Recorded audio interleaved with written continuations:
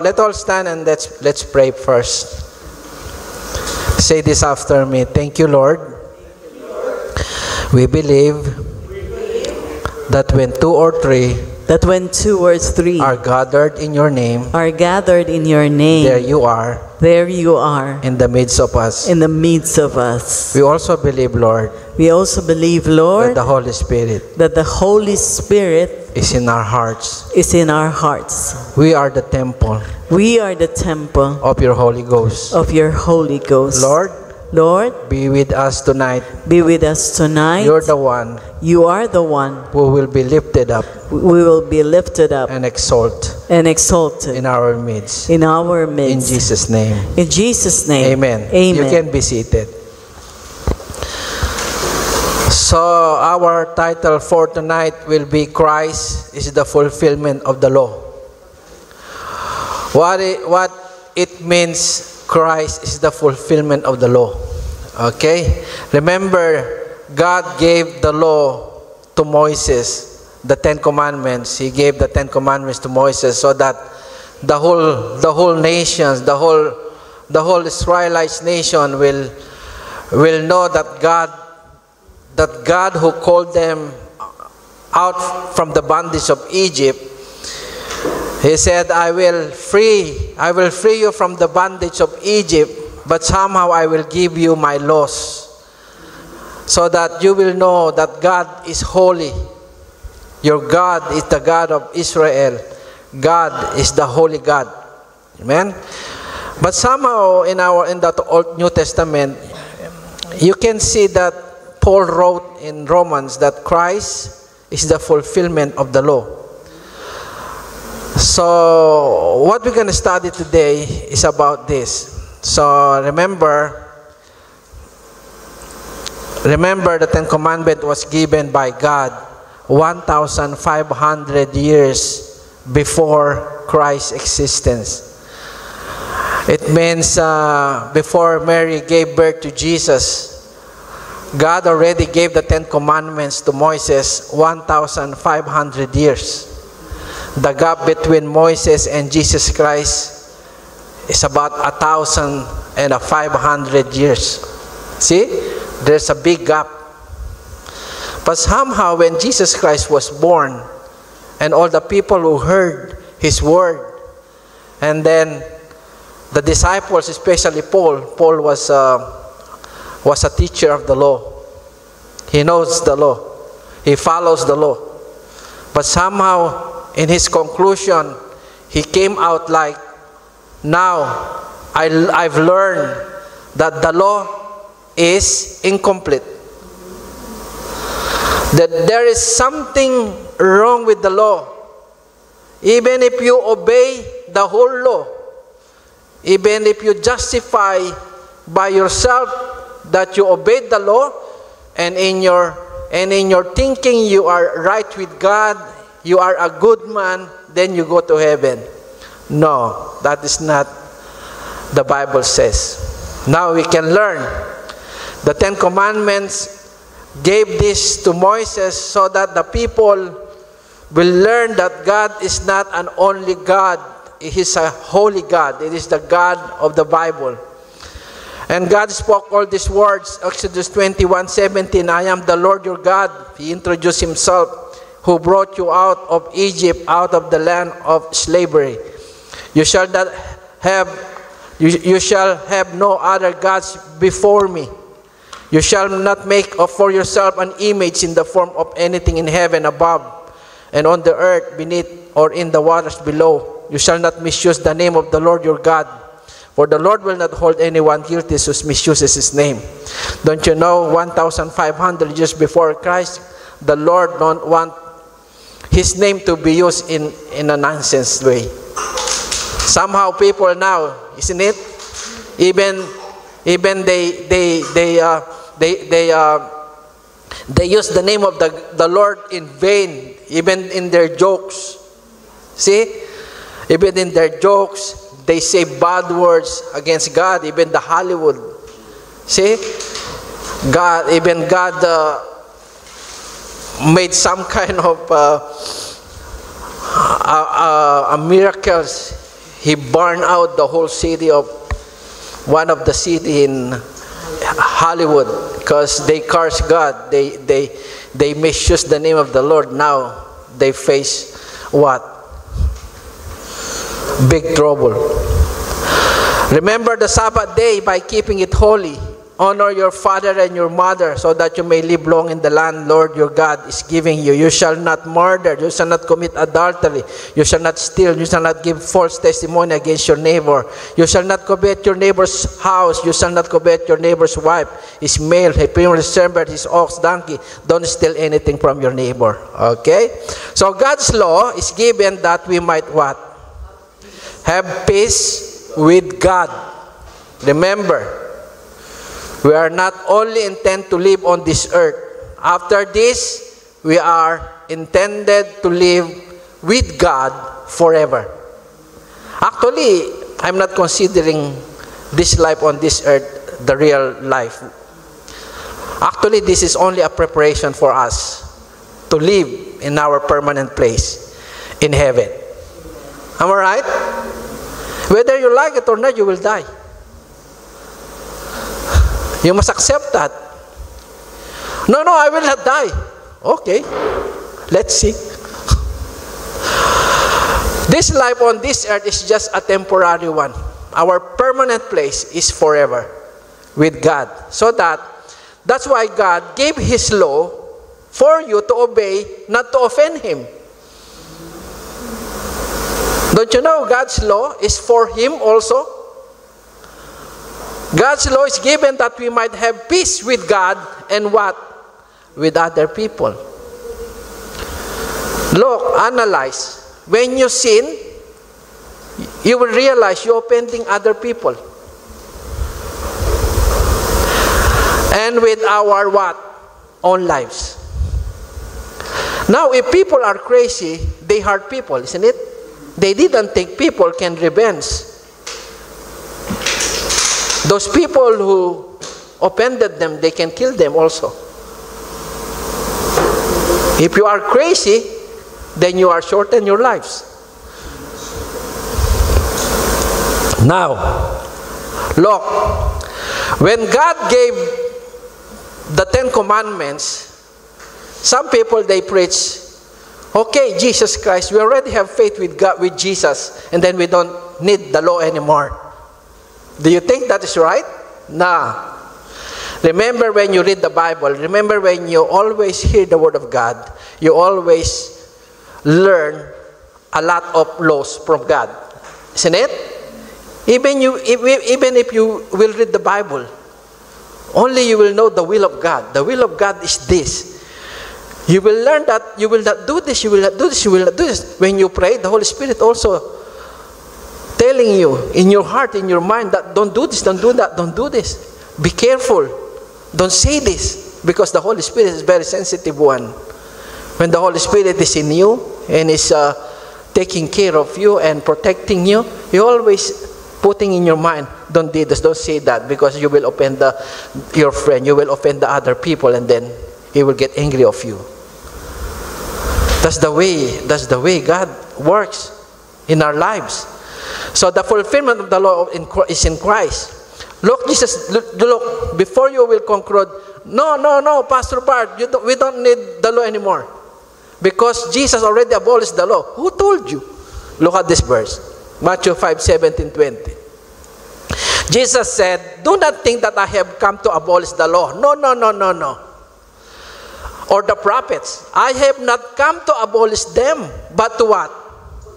To fulfill them.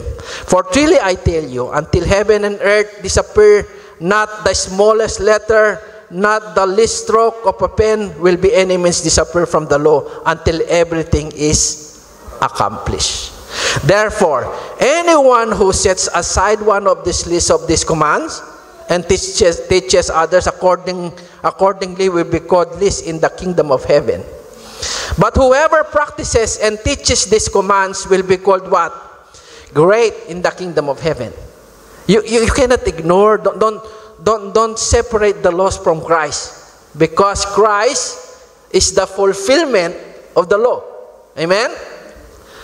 So, for I tell you that unless your righteousness surpasses that of the Pharisees and the teachers of the law, you will certainly not enter the kingdom of heaven. You know what the Pharisees and Sadducees are doing during that time? They are like hypocrites. They are praying in front of people, but inside their hearts, they are disobedient. They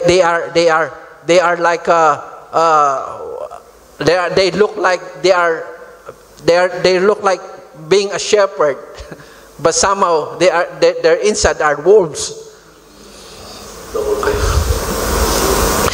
The Lord Jesus Christ, he called the Pharisees and Sadducees hypocrites. Man, if you live like the hypocrites, they memorized the law, but inside of them they did not follow the law. Amen.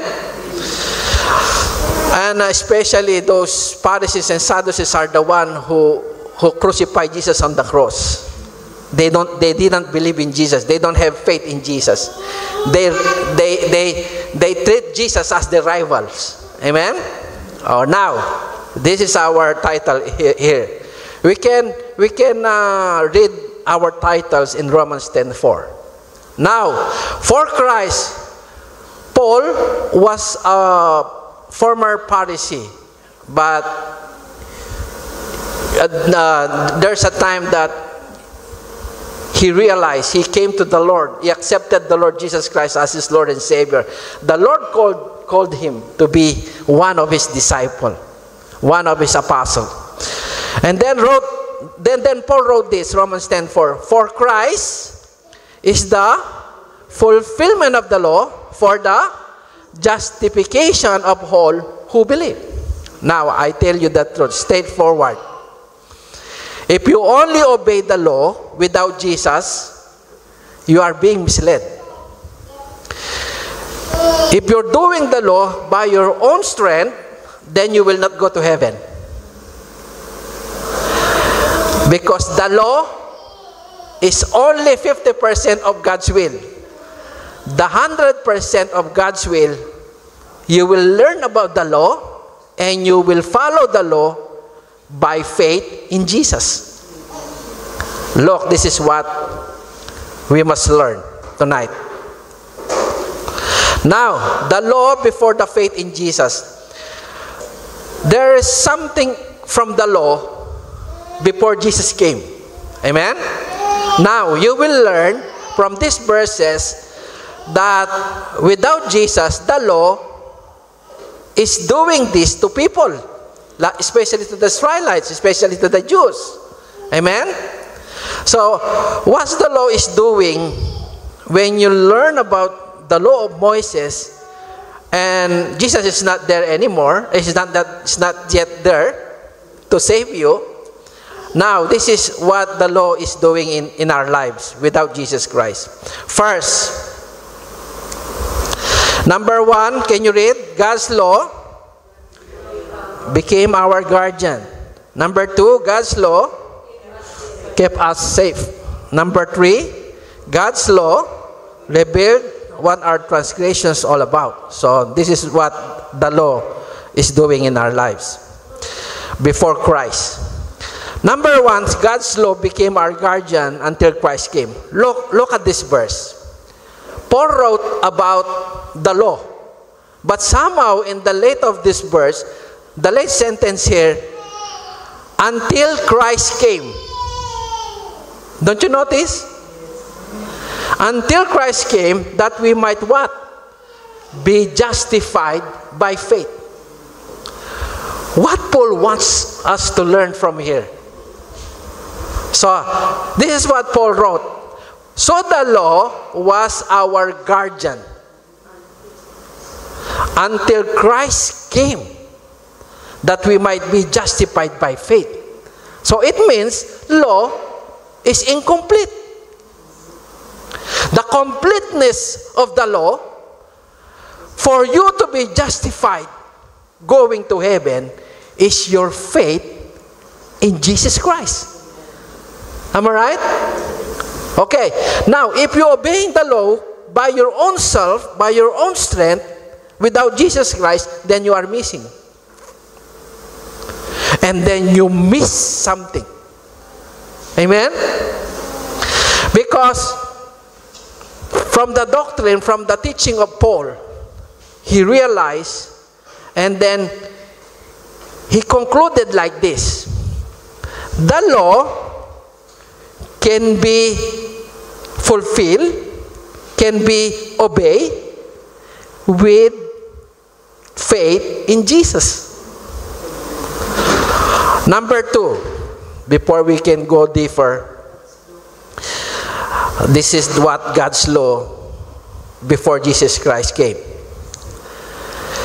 But before God showed us the way of faith, see, before there's no way of faith, because Jesus Christ is not yet there before. Only God's gave His commandments 1,500 years, then Jesus came here.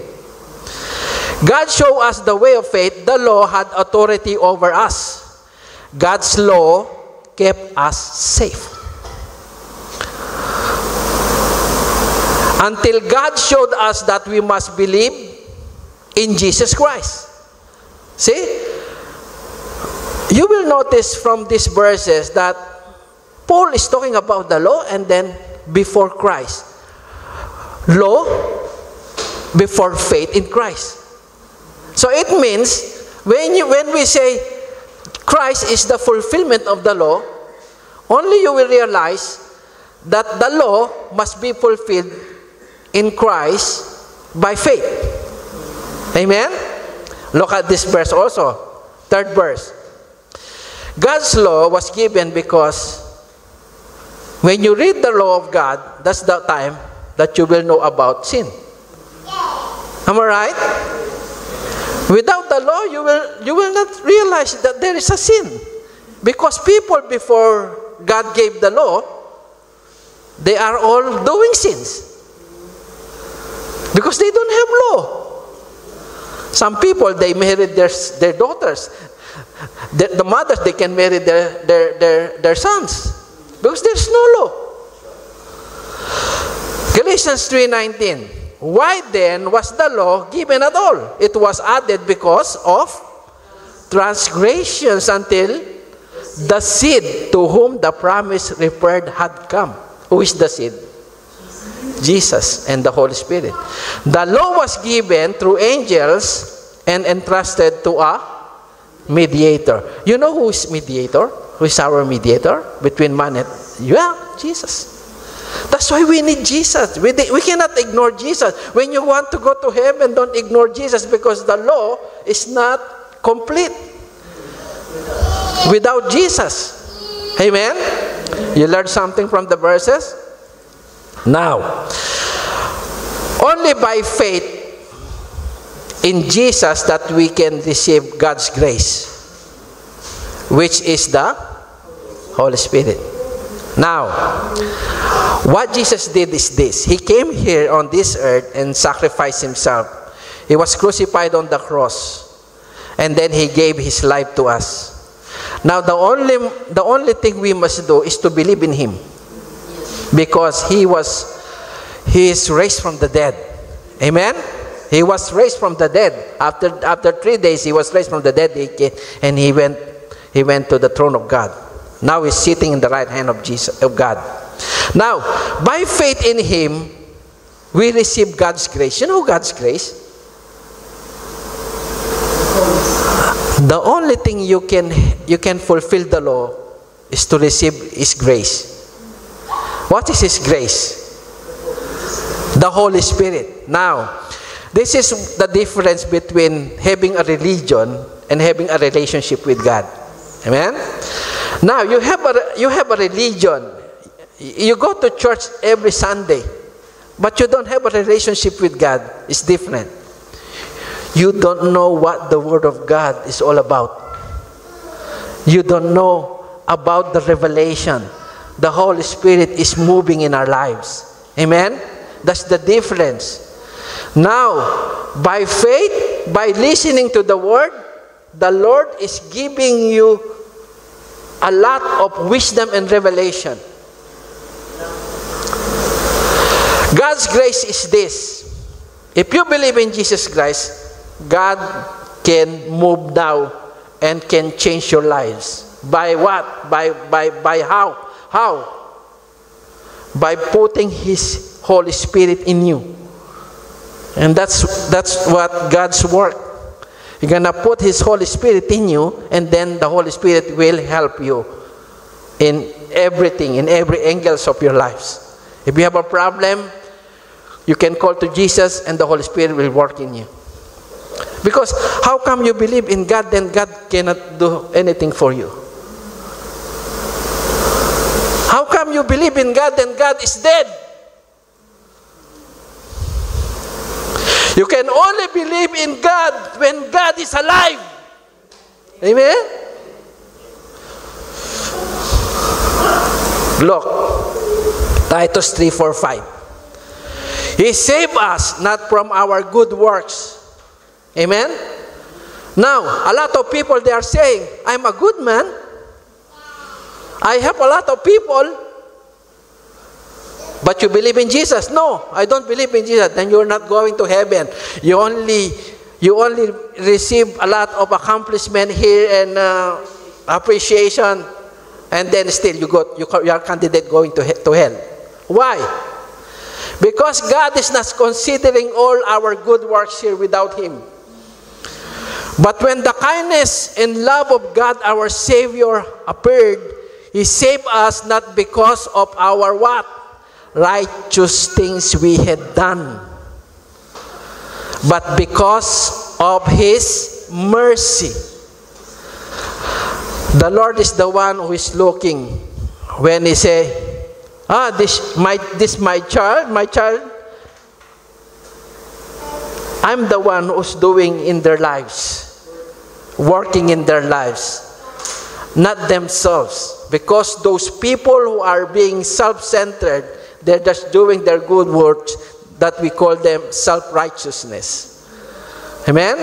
If you're doing a good work by yourself, and you always say, I do this, I do that, because you are self-centered, then you are doing self-righteousness. When you know that God is the one who's doing in your life, and then that's why you learn how God's mercy is working in your life. Amen? Look, but because of His mercy, He saved us through the what?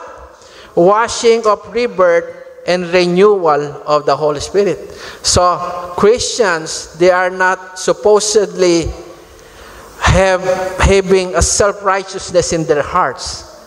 But God's will is that God's righteousness is the one who is working in their lives because of the Holy Spirit. Now, let me explain a lot more further. By grace you have been saved through faith. Only having faith in Jesus Christ that you might receive grace. Amen? That's why our church here is Grace Abounds. Grace abounds because we can receive a lot of grace from God. If your work is only from yourself, that's not God's grace. That's a struggle. Everything that's come from ourselves are struggle. Amen? We struggle by our own ability. I can do that. I can do that. I can get that. Yeah, you can. But somehow, I don't know, if you are being successful, being successful and empty at the same time. Be successful and then being sad at the same time. Amen? Because you are doing that by yourself. Don't you know that God's grace is very beautiful to live. Amen? By grace you have been saved through faith, for it's by grace you have been saved. Through faith, and this is not from yourself. So God's will is this. The Lord wants to work with you. The Lord wants to bless you. He wants to reveal Himself to you by means of when you pray to Him, when you trust in Him, God works within you. Do you want that? Or you want to work by yourself, by your wife, by your husband? And then if you don't know what to do anything, and then you're going to fight. And then you're going to divorce, separate, because you're doing your life with your own selves. Amen? With your own lives. Trust God. Look, the Lord gave us grace, for it is by grace you have been saved through faith, and this is not from yourselves. It is the what? Gift of God.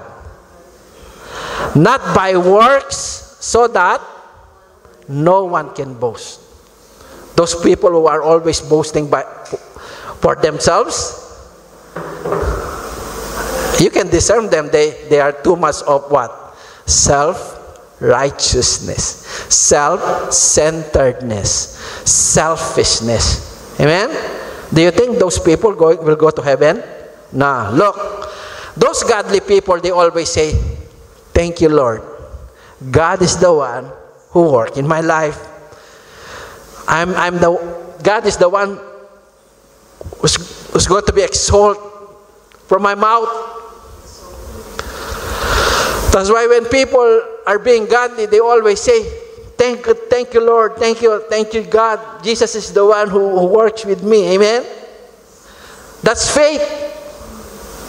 That's being godly. That's being God-centered, because what is in you is not self-righteousness, it's God's righteousness. Amen? Look, this one. Only through faith in Jesus Christ that we can have the righteousness of God. What is God's righteousness? What is God's righteousness? God's righteousness is not from yourself. It is from God. And that is the Holy Spirit working in you. Look, when God sees you and you are only working by yourself, God sees you are not holy. You know why? God can only see you being holy when the Holy Spirit is working in you. Because the Holy One here is not the people, it's about His Holy Spirit. Because there is a bad spirit. Amen? And there's also evil spirit. And there is also a demon spirit. Amen? How about if people, the manifestation in their lives are always evil?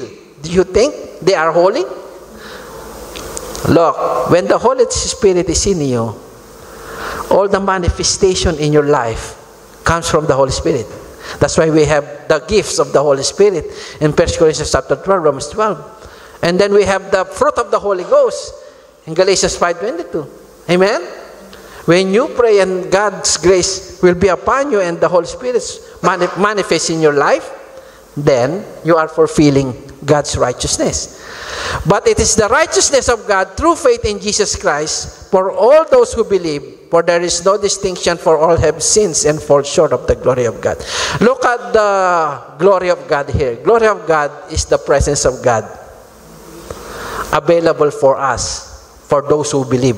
Amen? It is the Holy Spirit.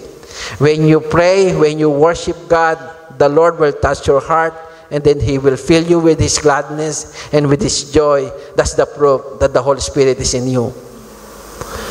Those people who live without the glory of God, they are fall short. They are all included. For all have sinned. People who don't have the glory of God, they are included as sinners. But today, while we studying the Word of God, while we feeding ourselves with the Word of God, the Lord is giving us offering us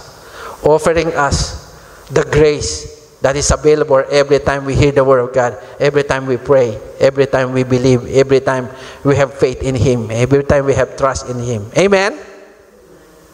Okay, this is our conclusion. Faith in Jesus plus the law equals what? God's righteousness. Amen? Because, remember, the law of Moses was written on the tablet. Remember when God struck the stones and then He wrote the 10 Commandments on the tablet? Now, the law also wrote in the Bible. But somehow those people who believe in Jesus Christ, there's a new covenant that Jesus Christ made for us. He wrote His law into our hearts by the Holy Spirit. Look, God's law now is written in our hearts. This is the covenant of Jesus Christ. The new covenant established by Christ. This is the covenant I will establish with the people of Israel. After that time, declares the Lord, I will put my laws in their minds and write them on their hearts. I will be their God and they will be my people. Okay? Remember, when you accepted the Lord as your Lord and Savior, the Lord will write down His law in your minds and in your hearts by the help of the Holy Spirit. Remember, even if you don't memorize the law, if you have the Holy Spirit, you are very sensitive. Even before you speak, the Holy Spirit will speak to you. Don't say that, you will offend your friend. Don't say rude words. Don't say bad words because you're gonna be. Amen? Be careful, be careful. Up. Stop talking. Don't talk about other people because that's gossiping. The Holy Spirit will tell you. And then you will realize after that, the days will pass by, and then you will realize the Lord is doing something in you. Before you are like a marites. Now you're not anymore. Amen? Because He kept changing and changing you. That's what the Lord says. The Lord says, I will put my laws in their minds and write them on their hearts, and I will be their God and He will be my people, because of the Holy Spirit, because by His grace, He can change our lives drastically and slowly. Amen? Now, being justified by His grace through the Holy Spirit. Now, in Titus 3:5-7, not by works of righteousness which we have done. Amen? Now, don't boast that you are a good man. You will not go to heaven. Don't say you help a lot of people. You will not go to heaven. Because all that come from your self-righteousness. Not by works of righteousness that which we have done, but according to His mercy, He saved us through the washing and regeneration and renewing the Holy Spirit, whom He poured out on us abundantly through Jesus Christ our Savior, that having been justified by His grace, we should become heirs according to the hope of eternal life. Amen? You can only have eternal life not by your own good works, but by the grace of God. He gave us His Spirit in us, and that Spirit will be the one who will be justified and will go to heaven. Amen? Now, faith in Jesus Christ will provide you Holy Spirit. And that's the time, even though you don't memorize the law, you can fulfill the law because of the help of the Holy Spirit. Amen? Now, faith in Jesus, Holy Spirit plus the law equal God's righteousness. Okay. Now, how Jesus do the law and it will put in your heart, and then God will change you. Look, Christ will do this to you. When you read the Bible, He said this in Matthew 5:27-29. Now, you want to avoid getting sin? Okay? Through the help of the Holy Spirit? Look what Jesus said it. You ever heard that it was said, you shall not commit adultery? Amen? But I tell you, Jesus said, that anyone who looks at a woman lustfully has already committed adultery in her heart, in his heart. Adultery is not only physical. You can commit adultery by your heart. So it means the Lord is dealing with the roots, not the outcome. Now you will learn how the Lord is working in our lives. The Lord always wants to pull the root. Pull out the root of the cause. Amen? Cause you sing. So, but I tell you that anyone who looks at a woman lustfully has already committed adultery in her heart. If your right eye causes you to stumble, gouge it out. What is the pronounce? Gouge it out and throw it away. It is better for you to lose one part of your body than for your whole body to be thrown into the hell. Okay? It is better for you to be blind, going to heaven, rather than the whole body you can see, but you are in hell. Amen? Scary. Amen? Don't worry. If you go to heaven, I assure you, you are 100% complete. Amen? Jesus is only scaring us. Okay. Okay. Now, in the Old Testament, you shall not steal. And then Jesus said, now, and if your right hand causes you to stumble, cut it off and throw it away. It is better for you to lose one part of your body than for your whole body to go into hell. Do you think you can go to heaven without a hand? Because you are a thief before and then God changed your life? No. I will tell you again, 100% if you go to heaven, you're still complete. Amen? Okay. Anyone who says you fool is going to hell. Look, the equivalent of murdering people for Jesus, you just say to other people they are fool. Same punishment. Look, you have heard that it was said to the people long ago, you shall not what? Murder. And anyone who murders will be subject to judgment. But I tell you, Jesus said that anyone who is angry with a brother or sister will be subject to judgment. Again, anyone who says to a brother or sister, Raka, it is answerable to the court. And anyone who says you fool will be in danger of the fire of hell. See? You only say bad words to other people, then for Jesus, you already committed murder. Now the Lord wants to change our hearts. Amen? He wants to pull out all the roots of causing sin. Amen?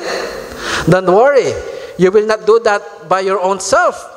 The Lord will do that by the help of the Holy Spirit. But Pastor, I don't know that before. Yeah, it doesn't matter. The past is past. Amen? The important is today. Amen? The Lord is giving us a chance to accept His offer. He will give us life, full and abundant life. Amen? He will not let us sin anymore. That's enough. If we sinned before, that's enough. Amen? This is our chance that the Lord will give us a new life. Amen? Forget the past. Past is past. I have a conclusion here. Jesus have a story here. The rich man. This is a rich young man. Okay? He is a good man. He is a rich man. Okay? Look, this is what the story is. While Jesus was starting on his journey, a man ran to him. A man ran to him. He went down on his knees in front of Jesus. He knelt down. Jesus, Jesus. He said to Jesus, Jesus, you are a good teacher. What must I do so that I can live with God forever? What must I do that I can go to heaven? He asked Jesus. Jesus said to him, why do you say that I am good? For me, Jesus said, there is no one good. Only God is good. Amen? Nobody else. You know God's rule. 10 Commandments. Do not kill anyone. Do not commit adultery. Do not rob anyone. Do not say things are not true about people. Do not take things that are not yours. Love your father and mother and obey them.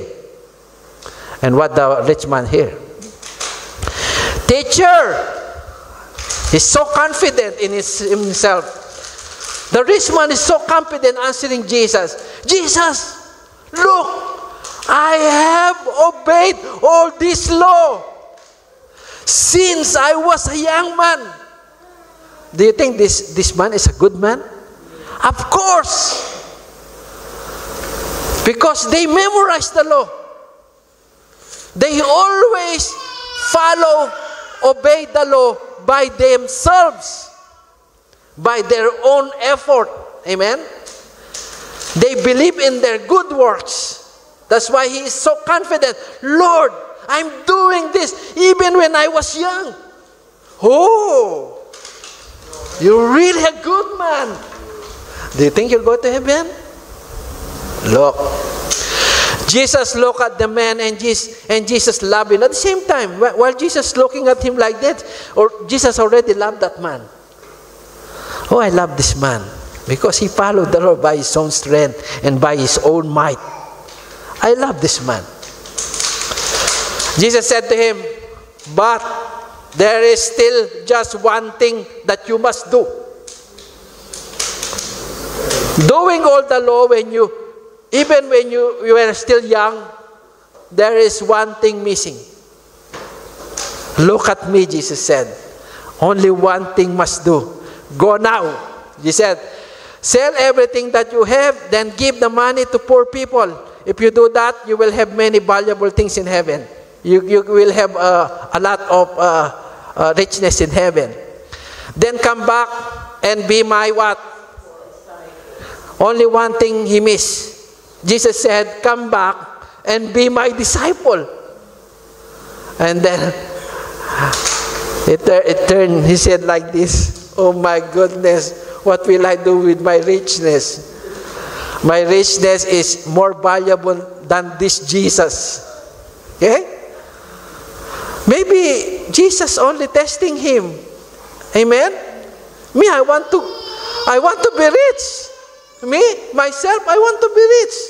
But somehow I want to, even if I will become a rich man, I will obey God, I will serve God. Amen? That's the purpose of life. I will be a disciple of Jesus. Amen? Do you think I'm a disciple of Jesus? Because I'm preaching His gospel. Then come back and be my disciple. You know what the man did? When the man heard this, his face became what? Sad. He was a very rich man. Because of that, he went away and he was very sad. Jesus looked around and he said to his disciple, it is very difficult for rich people to let God rule in their lives. Amen. But later, Jesus said, nothing is impossible with God. You can be a rich man at the same time you can serve God. Amen? I'm doing this now. I want to be rich because I want to help people. I want to preach the gospel. By all means. Amen? Now, last verse. Don't worry. This is the last verse. After we eat spiritual food, then we can eat physical food. Now, Romans 10:9-10. You can have the grace of God in your life, and the Lord will manifest, and then He will change our lives drastically and slowly. It doesn't matter. And the important thing, we'll still hear and listen to His word. And we love each other. We love Jesus. Amen? Now Jesus said in Romans 10:9-10, if you declare with your mouth that Jesus is Lord and believe in your heart that God raised Him from the dead, you will be saved. For it is with your heart that you believe and are justified, and it's with your mouth that you profess your faith and are saved. Amen? Okay, let's all stand.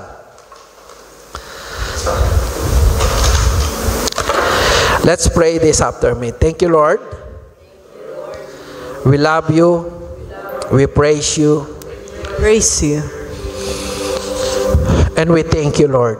And we thank you, We Lord. thank you for our lives. Thank you for our lives. You created us You created us to live on this earth. to live on this earth. And not only that, Not only that, you let us know you let us know your will your will from your